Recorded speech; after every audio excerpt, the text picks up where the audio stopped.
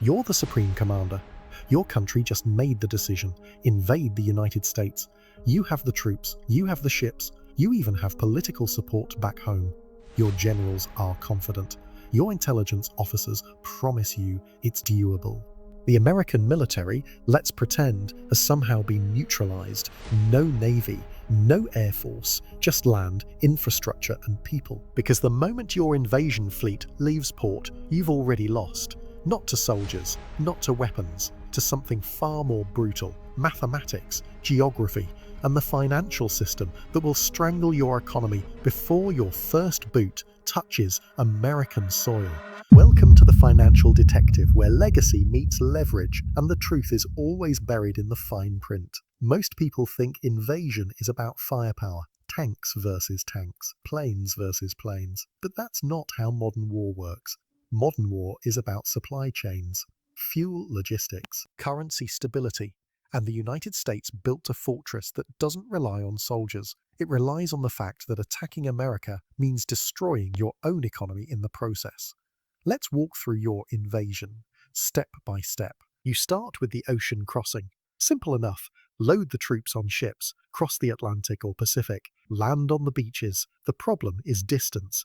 If you're invading from China, you're looking at 6,000 miles of open ocean. From Europe, 3,500 miles. During World War II, the Allies crossed the English Channel, barely 100 miles wide, and it took 3 years of planning and the combined industrial output of 3 superpowers. You're attempting something 60 times farther. With supply lines stretched across an ocean where a single submarine can sink a troop carrier holding 5,000 men, where storms can scatter your fleet, where you have no friendly ports to resupply. Let's do the math. You want to land 500,000 troops. Conservative estimate for occupying a nation of 330 million people. Each soldier needs food, ammunition, medical supplies, fuel. A modern mechanized division consumes 600,000 gallons of fuel per day. You don't just need troop ships, you need fuel tankers, supply vessels, hospital ships, repair ships. Who didn't know? The logistical tail for an invasion force is 10 times the size of the combat force, which means you're not moving 500,000 people. You're moving the equivalent of 5 million tons of equipment and supplies across an ocean, while under potential attack from submarines, drones and satellites you can't see. And here's the first financial blow. The moment you start loading those ships, the entire global shipping insurance market sees it. Lloyd's of London, Swiss Re, Munich Re, every major insurance underwriter on the planet immediately stops insuring any vessel in your fleet. Because invading a nuclear power, even one that somehow lost its military, is an uninsurable risk. Why does this matter?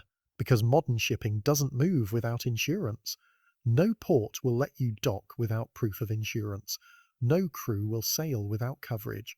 No cargo company will load supplies onto an uninsured vessel. Insurance is the invisible infrastructure of global trade. Your ships can't get insurance, which means they can't dock at neutral ports for refueling. You were planning to stop in Hawaii. Denied. You wanted to refuel at friendly ports along the way. Their governments refuse to let uninsured military vessels enter their waters. The liability is too high, which means your 6,000-mile journey has to be done in one straight shot. No stops, no resupply. Your troops will be at sea for 3 weeks minimum, living in cramped quarters below deck, eating rations, drinking desalinated water that tastes like metal, watching their equipment rust from salt spray, watching the horizon and wondering if an American submarine is tracking them right now. Morale starts breaking before you fire a shot. Seasickness, boredom, fear. By the time you reach American waters, if you reach American waters, your soldiers are exhausted, malnourished, and demoralized. Their muscles have atrophied from confinement. Their combat readiness has degraded 40%, and they haven't fired a single shot yet. But let's say you make it. Your fleet appears off the coast of California. Satellite imagery shows 400 ships approaching. The Americans have been watching you for 3 weeks. They know exactly where you're going. They've had time to prepare. You're ready to land. Where exactly are you landing? The West Coast is rocky cliffs and treacherous surf. There are only 4 deep water ports capable of handling military offloading operations: San Francisco, Los Angeles, Seattle, San Diego. 4 bottlenecks, and the Americans know you're coming, because your fleet was visible from satellite the moment it left port. They've had weeks to prepare. Scuttling cargo ships in harbour entrances, mining the approaches, destroying port cranes. The infrastructure you need to offload tanks and artillery doesn't exist anymore. You're forced to do an amphibious landing on open beaches, under fire. With no air support, because your carriers can't get close enough, your first wave takes 40% casualties before reaching the sand. Your second wave lands among burning wreckage. Congratulations, you've taken the beach. Now what? You're on the coast, but the coast isn't America. The wealth, the food, the energy, all of that is inland. Behind the Rocky Mountains if you landed west. Behind the Appalachians if you landed east. Mountain ranges that are 3,000 miles long, with peaks over 14,000 feet high. There are 5 major passes through the Rockies. 5 roads you can move armor through. The Americans don't need to fight you in the open. They blow the Eisenhower Tunnel. They drop the bridges in Glenwood Canyon. They collapse I-70 with controlled avalanches. Suddenly, your million-dollar tanks are stuck in a traffic jam with vertical cliffs on both sides. And on those cliffs are people who've been hunting elk at 1,000 yards since they were 12 years old. Your convoy doesn't get ambushed by an army. It gets picked apart by locals who disappear into the mountains before you can return fire. You try to go around, there is no around. You either push through the passes or you sit on the coast forever, and while you're sitting there, your fuel is running out. Fuel is running because you brought enough fuel to get your tanks inland. You didn't bring enough to keep them idling in a mountain pass for 6 months. This is where the economic warfare starts to squeeze, and it squeezes everywhere at once. Your country back home is spending billions per day just keeping your invasion force supplied. Fuel, food, ammunition, medical supplies, replacement parts for tanks that break down every 200 miles. Every gallon of diesel has to be shipped 6,000 miles. Every bullet, every bandage, every spare tyre. Your finance minister is panicking. The war budget assumed a quick victory. 2 months maximum. You're now entering month 4, and you're still stuck at the base of the Rocky Mountains. The costs are astronomical. Your national debt is exploding, and the Americans aren't just defending. They're attacking your economy with weapons you didn't know existed. The moment your invasion started, the US Treasury froze every dollar-denominated asset your country holds. Your central bank had $800 billion in US Treasury bonds, held as reserves, backing your currency, providing stability. Gone, frozen, worthless to you now. Those bonds were your insurance policy, your proof to the world that your currency had value. Investors knew that in a crisis, your central bank could sell those bonds and defend your currency. Now they can't, and investors know it. Your currency starts to collapse, not slowly, fast. Within 48 hours of the invasion, your exchange rate drops 30%. Within a week, 60%. Your central bank tries to defend it by selling foreign currency reserves. But most of your reserves were in dollars, and those are frozen. Your country's banks held dollar deposits, corporate accounts, trade finance, letters of credit, all frozen. Your corporations with American accounts, frozen. In one day, your nation lost access to 60% of its foreign currency reserves. Reserves you need to buy oil, to import food, to keep your own economy running while you're busy invading America. But it gets worse. SWIFT, the international payment system that allows banks to transfer money across borders, cuts you off. This isn't a US decision alone. It's a consortium decision. Europe, Japan, Canada, they all vote to exclude your banks from the network. Your banks can't send or receive international payments. Underweg. Your exporters can't get paid. Your importers can't buy goods. A Chinese factory that makes electronics for your market can't receive payment, so they stop shipping. A Brazilian soy farmer can't get paid for the grain your country needs, so the ships stop coming. Trade stops. Not because of sanctions on specific goods, because the payment system itself has been severed. Your economy is now in free fall. Your currency is collapsing because no one will accept it without access to dollars. Inflation is spiking because you can't import goods.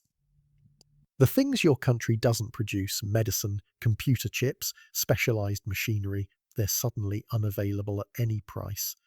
Store shelves back home are emptying. Gas stations run dry because you can't pay for oil imports. Factories shut down because they can't get the components they need. Your population watches the news about the glorious invasion and then goes to the supermarket and finds empty shelves. And your invasion, the reason for all this pain, hasn't even made it past the mountains yet. Let's say you're a genius. You somehow get through the Rockies. You're now in the Great Plains, flat land, easy movement, victory is close. Except you're 1,500 miles from the ocean. Your supply line stretches from California through mountain passes that are under constant attack, across desert, to your position in Kansas. Every gallon of fuel you use had to survive that journey, every meal, every bullet. You're moving slower now because you're rationing fuel. Your tanks are breaking down because replacement parts have to come from home, across an ocean. Through a supply chain that's bleeding ships to submarine attacks. You can't stop. And then the Americans blow the bridges over the Mississippi River. The river is a mile wide, fast current. You can't ford it with armor. You try to build pontoon bridges. They get destroyed by artillery fire from defenders you can't locate because they're operating from towns 50 miles away. You're stuck. You can't advance. You can't retreat because you don't have enough fuel to get back to the coast. And back home, your economy is collapsing. Because here's what people don't understand about modern war. It's not won by the side with more guns. It's won by the side that can keep fighting longer. And the United States has rigged the global financial system so that fighting America means economic suicide. Your country needs to import oil. Oil is priced in dollars. You don't have dollars anymore. They're frozen. You try to buy oil with your own currency. Nobody accepts it. Oil exporters want dollars or euros. You have neither. Your factories are shutting down. Not from bombs, from lack of fuel. Your trucks stop running. Your power plants go dark. And your population, watching empty store shelves and rising prices, starts to question why you invaded America in the first place. Meanwhile, America's economy is functioning. Damaged, yes, but functioning because the US dollar is the reserve currency. Because American infrastructure, even under attack, is designed for domestic resilience. Because Americans produce their own food, their own energy, their own technology. You conquered a coastline, they collapsed your economy. Who won? But let's go further. Let's say your country is massive. You have your own oil, your own food. You can sustain the economic siege. You finally break through to the American heartland. You're in Iowa now, cornfields everywhere. You're capturing territory. Raising flags, your propaganda broadcasts show victorious soldiers, but something's failing. Your GPS is drifting, coordinates off by 200 meters. Then 500 meters, your precision weapons are missing targets. Because GPS satellites are American military assets. And they've degraded the signal over North America. You try to use your own satellite navigation, but your satellites were built with American chips, with kill switches embedded in the hardware. The Americans activate them remotely. Your navigation network goes dark. Now you're fighting with paper maps. While Americans use full-resolution GPS to coordinate attacks within 10 meters, your technological advantage just evaporated. Your military computers crash. Software you thought was secure had American code libraries embedded deep in the operating system. Backdoors installed through routine updates. The Americans trigger them. Your command systems go down, your logistics software fails, your tank fire control computers reboot into safe mode and won't restart. Back home, your internet infrastructure collapses. Undersea cables with landing points in Allied territories get cut. Bandwidth drops 70%. Your financial system needs high-speed connections to function. It starts failing. Banks can't process transactions. Stock markets freeze. Cloud services shut you down. Government databases hosted on Amazon Web Services gone. Tax records, personnel files, all locked out. You're being forced back to 1970s analog systems while fighting a 2030 war. You take Chicago, you take New York, you even take Washington, D.C. You plant your flag on the White House. Victory, worry, victory. Except nothing happens, because the United States isn't a centralized state. It's 50 separate governments loosely coordinated by a federal system. Taking D.C. doesn't mean Texas surrenders. Texas doesn't even care. The governor of Texas just declares himself president of the Republic of Texas and keeps fighting. You don't have to defeat one government. You have to defeat 51 governments. Federal, 50 states plus 3,000 counties, each with its own police force, its own National Guard units, its own local resistance. You would need 6.6 million soldiers to occupy the United States effectively. Military doctrine suggests 20 soldiers per 1,000 civilians for occupation. The entire Chinese military is 2 million. The Russian military is 1 million. You literally don't have enough troops. And while you're trying to police New York, your economy back home has completely imploded. Your currency is worthless. Your government is facing riots. Your military is deserting because they haven't been paid in months and the money is worthless anyway. You've conquered America and destroyed yourself in the process. This is the economic suicide pill. The United States doesn't need the world's largest military to be unconquerable.